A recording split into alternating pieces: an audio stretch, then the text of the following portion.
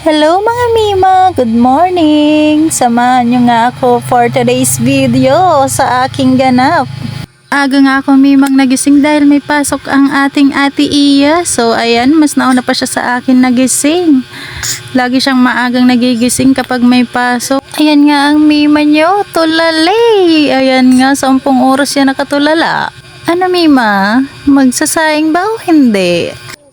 Bilisan mo na dahil tanghali na at may pasok ang iyong anak, lagi na lang late. Napakalayo kasi ng bahay.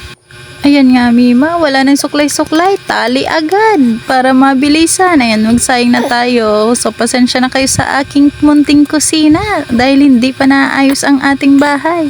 Di pa tayo mga Mima pinapasahod ni Meta. Andito na naman pala ang aking anak na OA, hindi nawawala sa aking video. Ayan, so magsayang na tayo. Aba, Mima, akala ko ba sayang lang, ba't nagkaroon ng snow? So, ayan na nga mga Mima, kain na muna tayo. At ihahatid ko pa nga si Ate Iya sa school. Tapos ko nga mga Mima kumain, ayun, sinayaw-sayaw ko muna si Aya.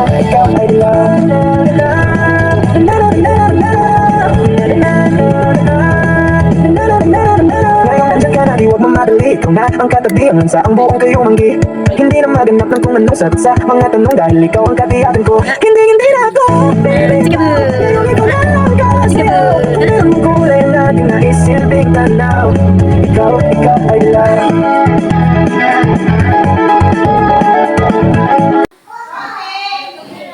Sa kusina agad tayo. Pero teka lang Mima, ba't ang daming chika? Ano Mima, magluluto o magchichika?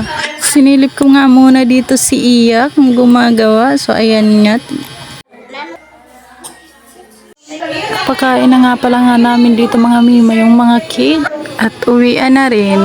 Nagugutom na nga rin pala ako dito mga Mima. At yan nga ang aming ulam, turay. Turay dito sa Bicol. Di ko lang alam kung sa inyo anong tawag niyan. At ito nga, nagkamay na lang ako dahil masarap yan kapag nakakamay with toyo pa. Ako lang ba ang paborito ang ganyang isda? Kayo rin ba? Mima for today's vlog. Bye-bye! Y tú, dime lo que bailas.